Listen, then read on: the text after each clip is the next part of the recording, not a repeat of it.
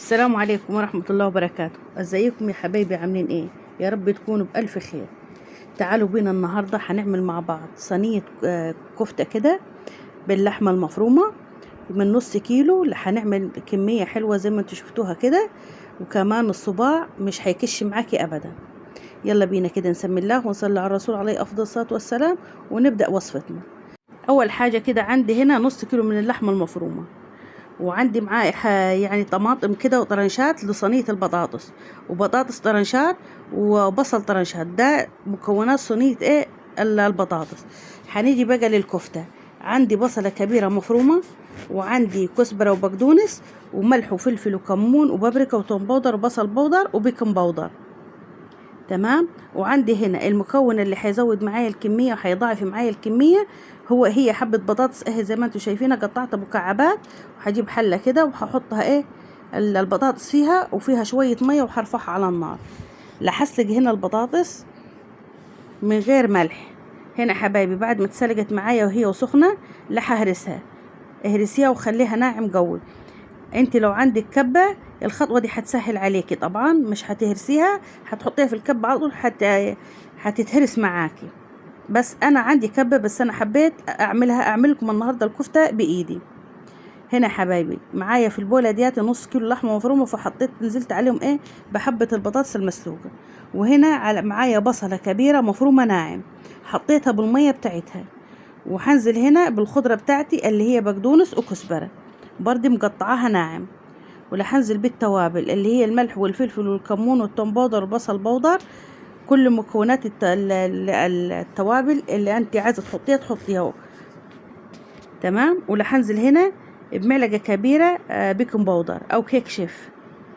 ده ما بيخليش الكفته معايا تطلع مكتومه، بيخليها كده خفيفه وحلوه. هتعجني بقى. وزي ما قلت لك الخطوه دي لو عايزه تحطيها في الكبه يبقى كويس جدا. هلم بقى كده المكونات كلها مع بعضها لغايه ما تتسمى كده وتبقى حته واحده زي ما انتوا شايفينها كده. هنيجي بقى هنجيب صينيه هنا وهنرص فيها البطاطس والطماطم والبصل اللي انا مقطعاه طرنشات. هنا طبعا دهنت الصينيه من تحت شويه زيت.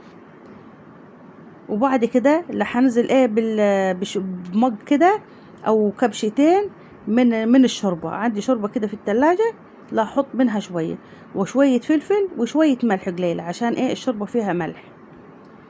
هنا رصيت كده البطاطس والطماطم والبصل بقى، ونزلت هنا بالشوربه اللي قلت لكم عليها، وهنزل بشويه فلفل وشويه ملح. وبعد كده هاخد الكفته بتاعتي هصبحها وهرصها على البطاطس.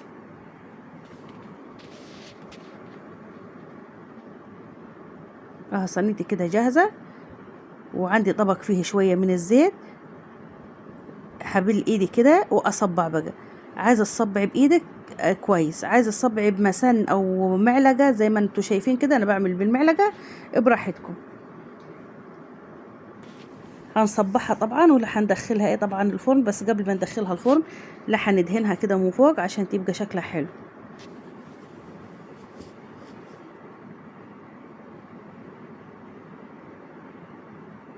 شايفين الصباع كبير ازاي ومش هيكش معانا علشان البطاطس اللي هنا حطيناها معاها. ما تبلغيش في كمية البطاطس علشان انت لما تاكليها كده تحس بطعم اللحمة. ادي حبايبي بعد ما صبعناها عندي صوص كده بتاع الطماطم، او ممكن تجيبي صلصة معلبة، وحطيت عليها شوية من الزيت وشوية فلفل وشوية ملح. هندهن وش الكفتة بيها زي ما شايفينها كده.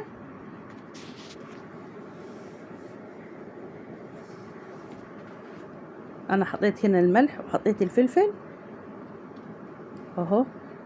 هدهن وش الكفتة. طبعا فرني شغالة، هدخلها مش هتاخد معايا وقت الا تسوية البطاطس. واحنا عارفين البطاطس بتستوي بسرعة، يعني الصينية كلها على بعض كده مش هتكمل حتى تلت ساعة معاكي في الفرن. هندخلها الفرن وبعد كده هنشوفها مع بعض. هنا هي من داخل الفرن. هنا بعد ما طلعت شايفين الكفتة ما شاء الله، الصباع ماسك نفسه وكمان مكشش معايا.